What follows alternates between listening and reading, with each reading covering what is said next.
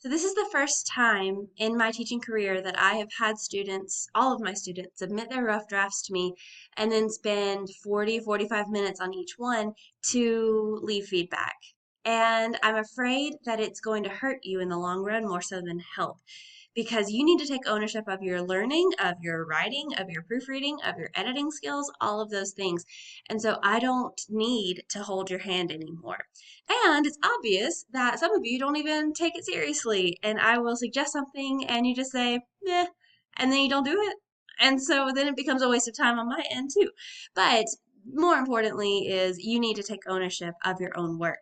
So for the Glass Castle project, I will not be proofreading and leaving feedback like I have for the previous two papers.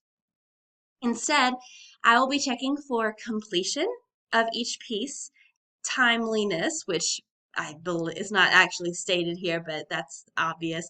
And so then I will also be taking a look specifically at these things within the four parts of your portfolio. Number one, a citation and explanation in the annotated bibliography, just one, okay, just one.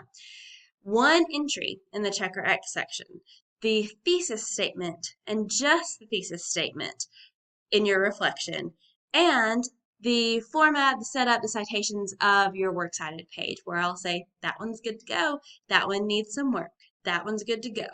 And then it's up to you to fix it and to go back to the lessons, to go back to the resources that I've sent, go back to everything I've given you to make this project as good as it can be so that you take ownership of your own work. Now, I also have a few little things down here. Please read through that.